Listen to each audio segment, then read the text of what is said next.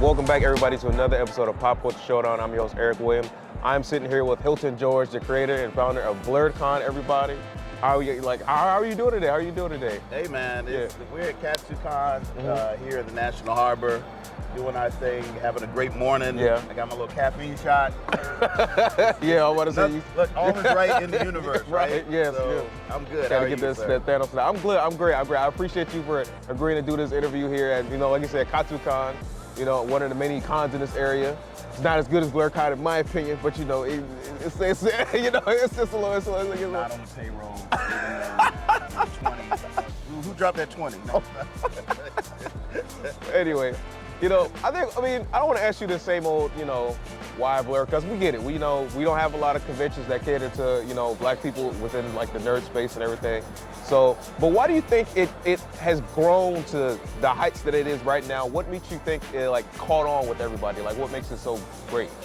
Well, the thing I always have to remind people is that Blerdcon is not just a nerd space. Yes. It's also a black space. Yes. And quite frankly, there's not a lot of black spaces that are for people within the age groups of, 19 to 40, right? Right. If you're not in NSBE, or if you're not in the Black Law School Association, if you're not associated with the CBC, you ain't got money for Essence Fest. A lot of grown people don't have places to go. And black nerds, we transcend, age and geography. And, right.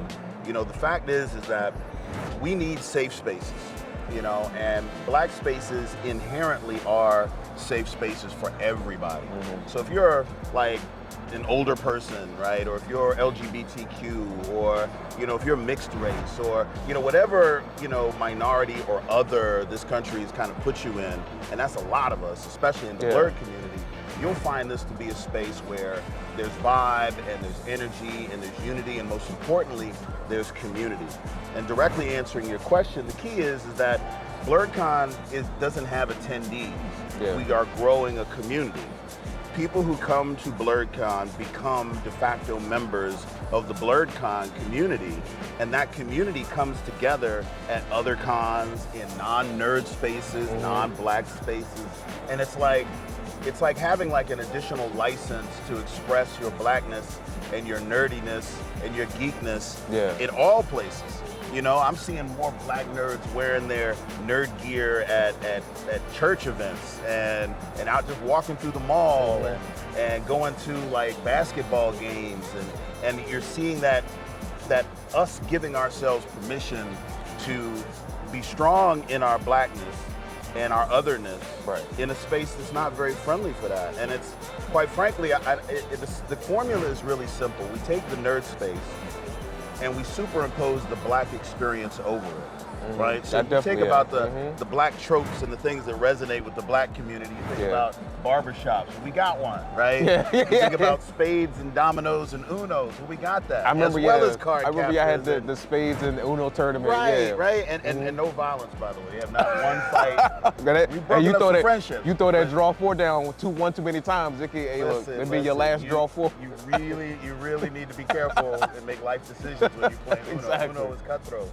But that's us, right? Yeah. And we got the food truck rally where the majority of the food trucks are black owned, and they all represent different genres and regions and culinary backgrounds. Mm-hmm. I usually always see a Korean, not Korean, a Caribbean. Yeah, a Caribbean joint. They'll have even vegan. You guys will have, dessert, sweet frogs. You'll have barbecue. You guys got it all down there.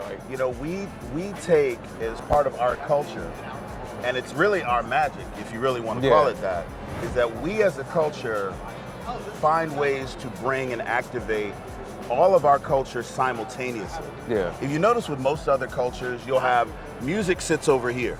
You're going to an event where music will live and everyone's going to do music, and it's just that. And food is over here, and never the twain shall meet, right? And your activities and your fandom, if you're playing card games or cosplay or whatever it is, they all have these little islands. I mean, even here at CultureCon, there's certain areas you go to do certain things. Right. Blerdcon's doing everything all the time on top of each other. Yeah. It's like, wait, I'm eating a rib. It's a stage right in the food truck. I'm playing music. And it's all kind of happening at once. And I think that vibe that is created, that direction of emotion and connection, lowering everybody's anxiety, lowering everybody's, walls, we kind of connect, and those connections persist year round. So people who are coming to the convention walk away with experiences that they've created for themselves. Right. And anywhere you've ever gone, and any experience you've ever had as a person, if you can take a moment in time, anything could be happening, and you superimpose an emotion over it, that defines that in your mind and makes it something you'll never forget. Right. And most of the things that people will never forget about Blerdcon are things they create for themselves. It has nothing to do with any of the stuff that I spend money on or create or build. All that's just kind of backdrop where people are kind of creating these experiences that are just happening all over each other, time after time, 3 days, 24 hours in this space. And I think that's what people take away, is that feeling. And I know long answer to short question, but I think that's the reason why it persists, because there is an inherent magic in our community that does not have many outlets. So when we do get a chance to proverbially let our hair down, we let it all the way down. we can just go all out. And listen, I'm gonna say this into the camera, because there's probably some people here who either have non-black people in their family, in their friend circle, partners, what have you. This is about, for, and celebrating Black nerd culture, okay? But it's an experience that everybody can enjoy. Right. And the fact is that everybody likes Black stuff. They do. Music, food, fashion, the way we walk, we talk, and being immersed in that, even as a non-Black person, you still are subject to the vibe. Cool. Yeah, it's right? It's like you just can't deny it. Like you get that feeling. Exactly. Exactly. You just can't. So the community is the answer to everything. Right. Let the community guide what the con and the direction the con is going to take, and it will continue to grow. It will continue to persist. And that's been our formula for 8 years. Well, it's a damn good formula, I can tell you that. Somebody dropped another 20. Well, no, seriously, it's like just when I the last couple times that I've done episodes there and I've talked to just con goers, it's like everybody says like similar things to what you said. It's just the Black experience at like a con, and because you don't get it nowhere else. You know what I'm saying? Like you don't get it here or even just out in the world. And like everybody describes it as like a cookout, like you said. Yes. It's more personable. Everybody knows each other, so they build that community. Even if you don't know each other, you know each other. Yeah, it's another Black phenomenon. Like when we go to places, like you go to Racine, or you go to Wisconsin, where we're not a lot of us. Yeah. You could be walking through the mall, make eye contact with another Black person, and you can get that little head nod. It's just, but like, oh, I remember you. Yeah. Yeah, it's like that, like times 100, like all the time. Yeah, and I love seeing like the different, unique, like cosplays people put together, but it'll be more Black centric. Oh, can I talk about that for a second? Yeah, I don't want to. You good. One of the things that has emerged, and not surprisingly, but I've just been so inspired to see, is how individual and unique Black cosplay is. Yeah. You want to know what the difference is between Black cosplay and every other cosplay you're going to see out there? Is that Black cosplay is where you see people are fans of a particular fandom, right? Yeah. So it could be Power Rangers or Marvel or pick an anime, right? We have found ways and are finding ways to insert our Blackness as part of that fandom expression. Yeah. Right? So famously, there was a brother who was doing a Loki cosplay. Yeah. And he took his dreads and he braided them forward into the Loki horns.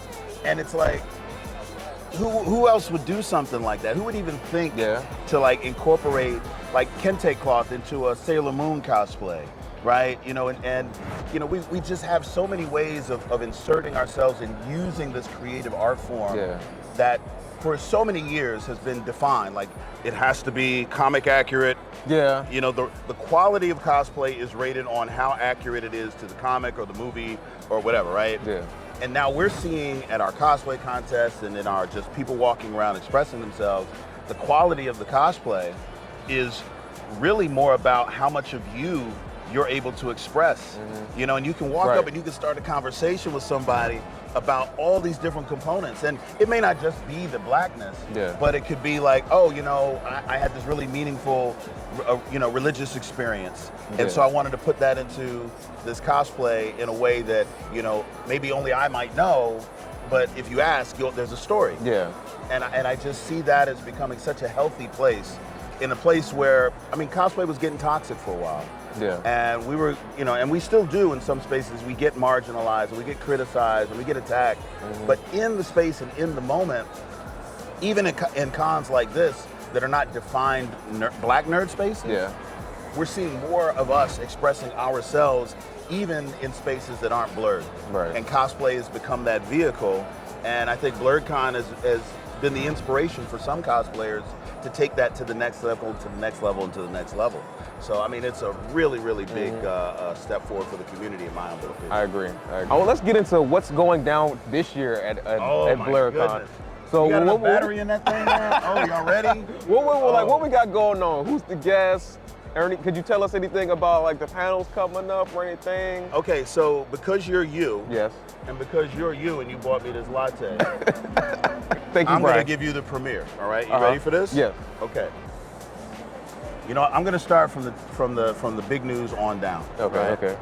Or I should start from the big news on down. I'll figure it. We'll cut it the way we want to cut Yeah. it. So this year is the first year that Blerdcon is realizing its vision of having 2 fully functioning conference spaces in 2 separate hotels.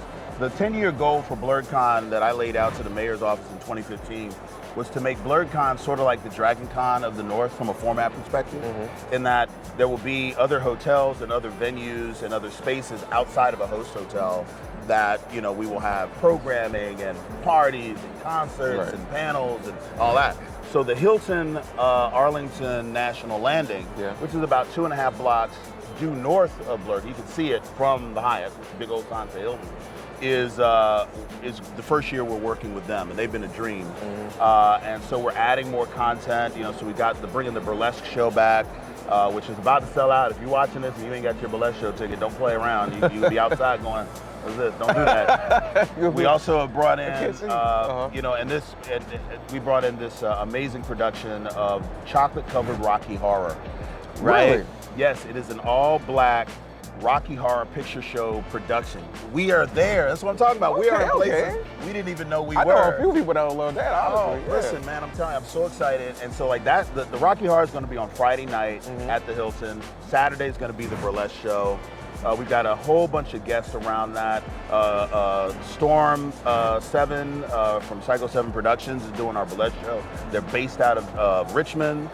Young sister who's just really out there grinding out, just amazing energy. We got my man Earl Melvin out of Baltimore who's running the Chocolate Rocky Horror Picture Show, who's going to be coming down and producing it. He's been doing this for a decade. It's so amazing. It's going to be awesome. I'm so excited about this, right? We've got some amazing sponsors coming on board. We're bringing in Lion Forge Entertainment with Ianu. Is bringing in a screening for the first 3 episodes of that show that's going to be on Max. Totally black, you know, Afrocentric show. Roye is a guy who runs it, Okupe, who is a guy who used to be at Blerdcon on our tables and an artist. He's got his comic. He's got a full-blown animation series on Max. It's going to be amazing. And we've got Paramount doing some stuff, some amazing sponsors. And guess who's coming to Blerdcon this year? Who? We got Janelle Monáe. Really? Is coming to Blerdcon. Is that the camera? Yeah, that's the camera. Yeah, go ahead, pick your keys up. I know you dropped them. Yeah, Janelle Monáe is coming to Blerdcon. And you know what's amazing about this? In the fame zone, you're looking at, it's really kind of like Beyonce, Meg Thee Stallion, you know, Janelle Monáe, like any kind of order you want to put it. They're all in that same boat, right? She's never done a nerd convention before, let alone a black nerd convention. And her people and Wonderland is a company that they're doing these amazing creative endeavors, and they're doing a graphic novel around her debut album, Arc Android. Really? Yes, and Okay. they're bringing in Chuck Lightning, who's an amazing performer and artist and writer, who's written a lot of her music, Grammy nominated. It's an amazing guy. And Chuck Waterson's doing the art, who's an amazing storyboard artist. She's going to be coming in and kind of, debuting that to the people. Yeah. And she is going to be in the building. It's so crazy. This will be her first convention, and we're really debuting the news here. So by the time you see it, it might be a couple days old, but. Yeah. I'm telling you, it's I can't wait to see insane. what that's like. I can't wait to see it like She is a creative spirit, yeah. and I think that what's going to happen is they're going to get a taste of the vibe. Which brings me to my next question. Is there like a celebrity guest that you like? You're like one that you like. If you like, I guess I don't want to say your dream guest, but like that one guest, like if you want him or she to come to Blerdcon, like who would it be? Like, So I'll give you two answers for that, Okay. because I have my personal favorite, but then I also know who the community Yeah. really would love to see in that environment. And that's two different calculations. So I think Michael B. Jordan would be an amazing guest. I think it was. I have seen him talk about anime and talk about how he inserts anime into how he portrays the characters. Yeah, I remember his Killmonger outfit.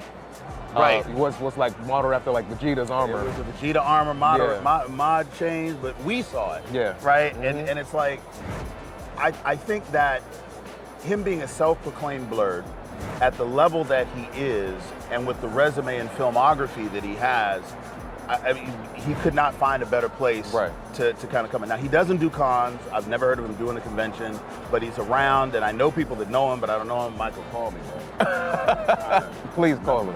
Don't block me, that's all I'm saying, right? So Michael B. Jordan would be my dream guest at this moment. But for the community, I think Meg Thee Stallion is the one that I comes know up they a gonna lot. go crazy for Meg. I know they gonna go crazy You for Meg. the crazy thing about Meg is that there's the crazy thing about Meg. She's Meg Thee Stallion. You want to talk about a scenario where the home training that we talked about just a second ago could go out the window? Yeah. It would be Meg Thee Stallion. Like, I mean, because we all understand, the means of celebrity, right? Yeah. And I think she would draw into the con a lot of people who maybe would not have otherwise come into a nerd Yeah, I was space just or thinking black that. nerd Yeah, space, they may right? even bring people who not even. So we would have to be really judicious about how we brought her in. We couldn't bring her in like a normal guest, right? Yeah. But I know that she would have a ball. She would enjoy it. But at this level, she's at a level now where I don't even know if her management would allow her to come to a nerd convention. Yeah. Like she would have to like sneak off, somehow do it off script, and let the lawsuits fly where they are, right? But those would be the two that I'd love to see have some type of participation or involvement in Blerdcon in the near future. Okay, yeah. Well, lastly, what went into picking this year's theme? I know it's a horror theme this year. So like, what was it, a thriller? Yes. Yeah. So what went into selecting a theme, and what goes into selecting a theme for, I guess, each year, like for the upcoming years? That's a good question. It's actually kind of hard. Early on it was very easy because you could easily look out from year 2 of Blerdcon. Yeah. There's no other Blerdcon out here Blerdconing, right? So you're like, okay, what are the communities and what are the fandoms where we are not represented in proportion to our participation and contribution, right? Yeah.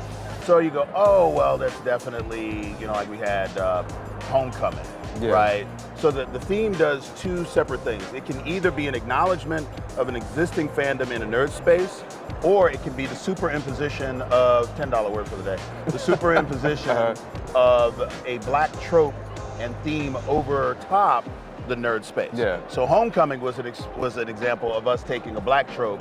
Everybody recognized what homecoming means. I remember I had the marching band come in. Right. And that HBCU feel. We had Orlando Jones, Dr. Lee from Drumline. Yeah, Drumline. Come out and it was and he came and did it was magic, right? But then we have like themes like Thriller, which are acknowledging black people in horror genres, right?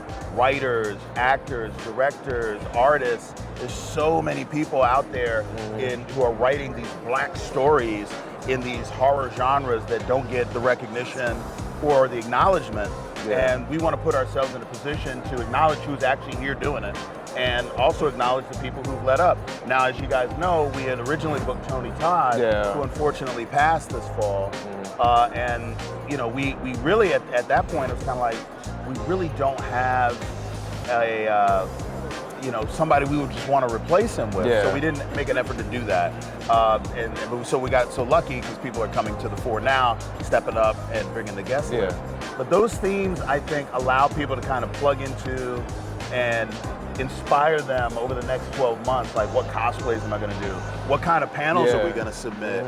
You know, are there people from certain regions in certain areas, and certain fandoms who haven't come to Blerdcon yet, who now feel seen and now will come out, right? And that's kind of what we're working with and it's hard because eventually we're going to run out of things. And at a certain point, Blerdcon's going to have to just be Blerdcon because everybody will have had their day, and we don't want to double up and triple up. But you know, every year we try to do a nice rollout, something that's going to excite people, make them hit the ground running. I think I've been doing a good job with the guests so far. I mean, I've been Phil Lamar, Cree Summer, you know, Walter Jones. They've all been like people, especially Phil Lamar and Cree Summer. Those are like my main two like favorite voice actors. So when it comes to like DC properties and stuff like that, so especially Phil Lamar, because I love Static Shock and Green Lantern. Absolutely, man. And the themes that allow us to kind of focus in on certain actors and certain celebrities, certain guests, certain programming, I think is huge. I mean, it's no accident that Rocky Horror Picture Show, you know, it's not Rocky Horror on the year debut. We'll probably do it again, but it has a special resonance now because of that horror theme to it. So where do you see Blerdcon going in the future? Like, what is the end game, you know, as Tony Stark would say? I want Blerdcon to be a staple on every Black nerd's calendar.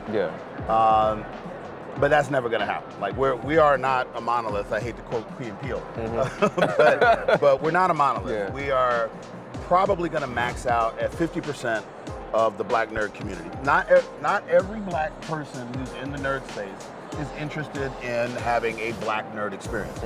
It's just the nature of the beast, right? So expansion of the community into the places where Black nerds are and underdiscovered would be the Black tech community. So we're putting out partnerships with, you know, Afrotech and Textgiving and Diversitech and Render ATL. You know, these Black tech spaces that also have Black nerds.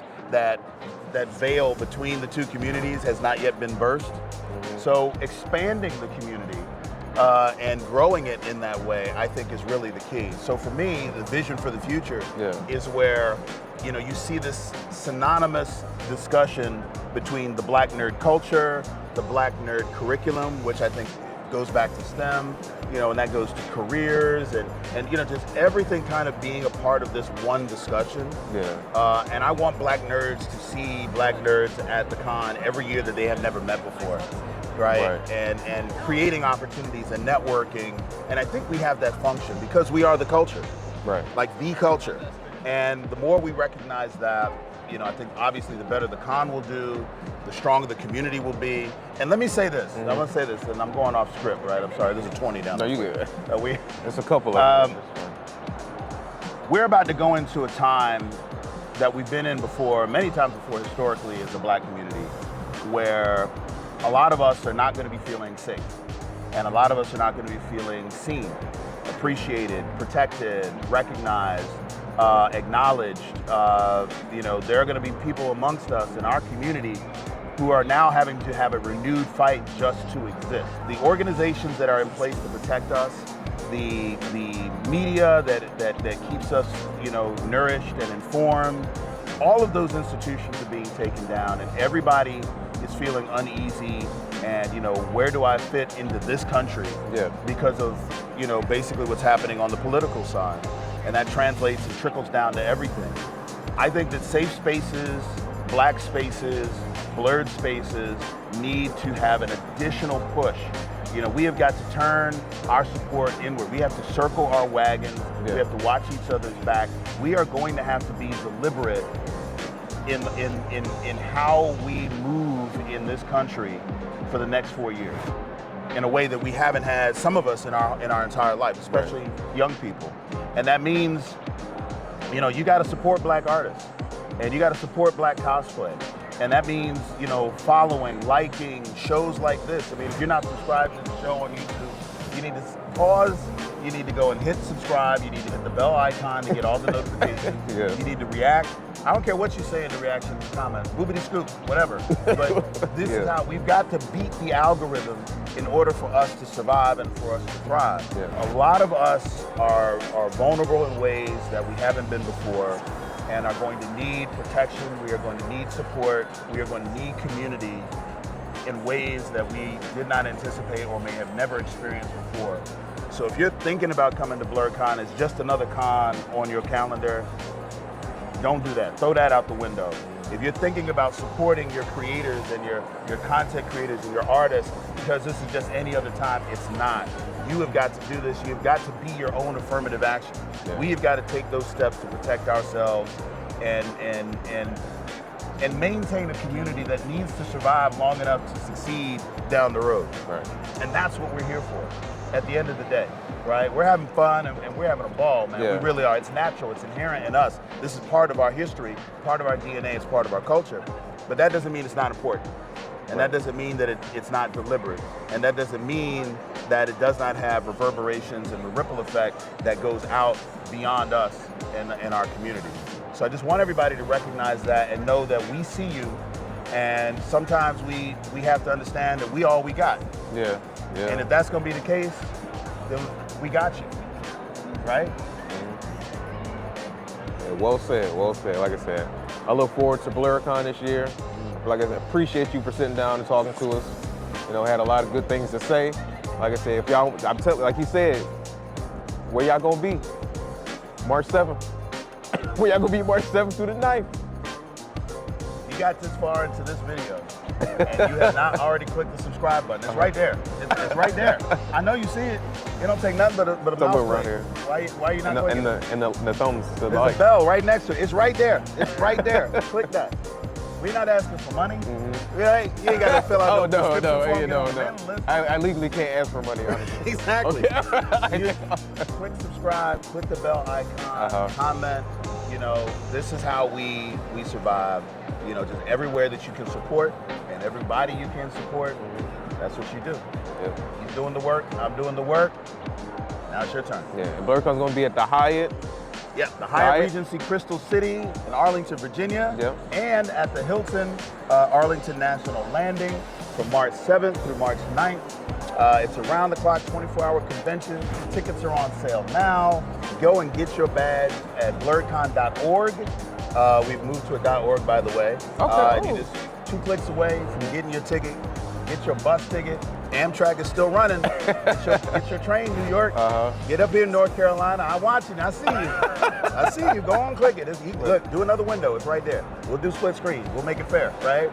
Get your look. Southwest Airlines. Hey, look. Hey, Spirit about to be black owned. You better get on that. Now we got to support Spirit. Boy, Lord, that's a heavy lift, ain't it? But I'm gonna do it. I'm gonna do that, Spirit. We get a black owned airline. I'm riding. I don't care. It's gonna be like Soul Plane. Listen, we gonna lean all the way into BWI. It's gonna be Snoop Dogg as the pilot and everything. Whatever we gotta do, we gonna support. We gonna make it work. Anyway, like I said, appreciate it. I will be at Blerdcon. I don't know about y'all, but you know, we're gonna see y'all there. Like I said, thank you, Hilton, for joining me. It's been another episode of Pop Culture Showdown. We see you at Blerdcon.